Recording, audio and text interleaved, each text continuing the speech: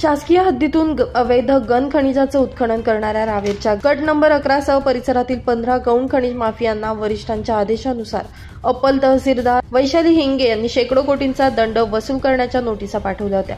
त्यांना 24 तासाच्या आत खुलासा सादर करण्याचे देखील नोटीसमध्ये नमूद करण्यात आलं होतं।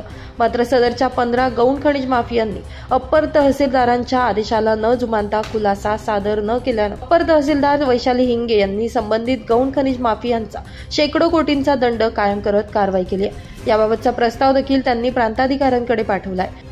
गट नंबर 11 रावेर मौजे रावेर येथे धुळे शहरमध्ये आम्ही त्या ठिकाणी मुरुम गौण खनिजाबाबतच्या तक्रारी होत्या। तर त्या ठिकाणी आम्ही पंचनामे केले, ETS मोजणीचे पत्र दिले। काहींची ETS मोजणी आली त्याच्या बाबतीमध्ये, काही गटांची, तर काही गटांची ETS मोजणी झालेली नाही आहे। परंतु आमचे सर्कल आणि तलाठी यांच्यामार्फत आम्ही त्याची पंचनामे करून घेतले आणि त्या पंचनाम्यानुसार आम्ही गौण खनिजची क्वांटिटी ठरवली आणि त्यावरून आम्ही केलेल्या उत्खननावरून त्यांना संबंधितांना नोटिसेस काढलेल्या होत्या। परंतु सदर नोटिसेसला त्यांनी उत्तर दिले नाही।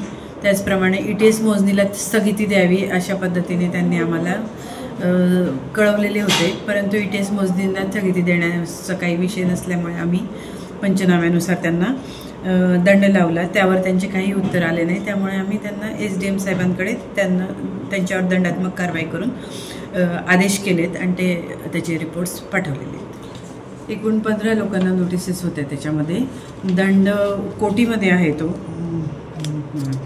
या गौण खनिज माफियांविरोधात प्रांताधिकारी यांच्या स्तरावरून कारवाई केली जाणार आहे।